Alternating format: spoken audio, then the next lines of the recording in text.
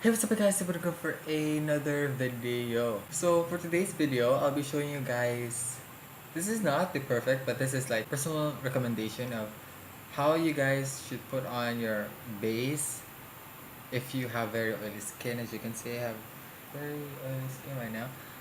So yeah, I won't make this intro long, so I'm just gonna get right into the video. So I did my eyes, my lashes, and my brows off camera because that's not important. So let's get started with primer. Yeah, I have primer. For me, I'll be using the Quick Effects No Shine Mattifier.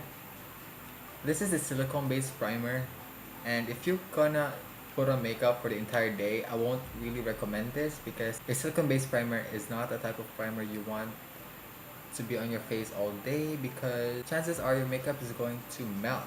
I mean, move around, not melt.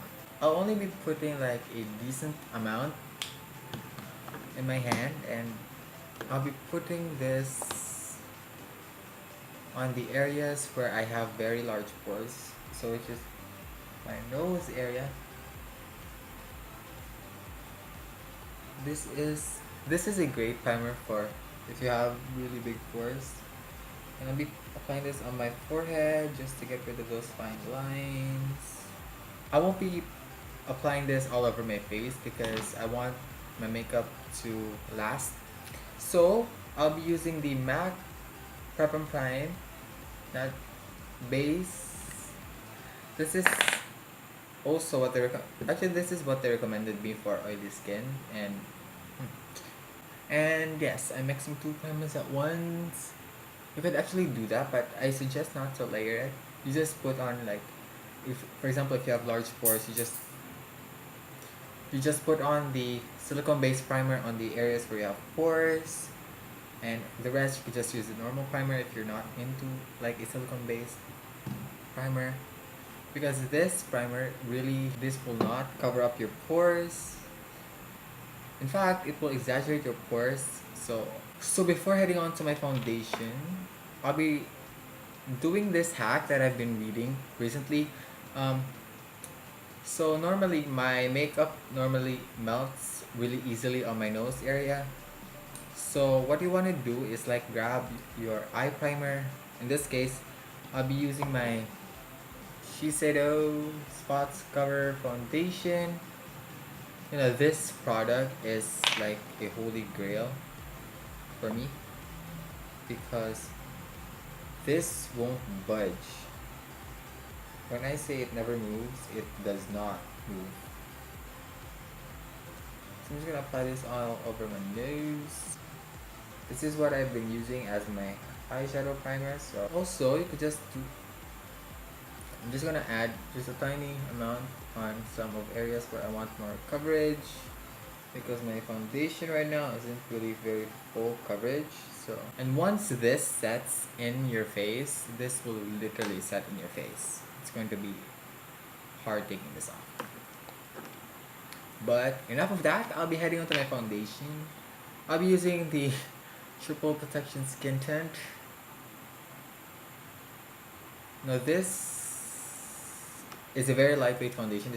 This does not have a very heavy coverage. So if you guys are into full coverage, I don't suggest this foundation. But if you guys are into like those more natural looking foundations, I do suggest this. But for a full glam makeup, this is a no-no. I'm just gonna blend this with a damp beauty blender.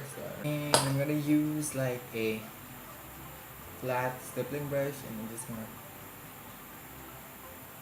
further blend this in. So for concealer, I'll be using the BYS concealer. There we go. Also, I don't suggest this concealer if you have pores because this will really enlarge your pores. So I'm just gonna set my face using the Banana Luxury Powder.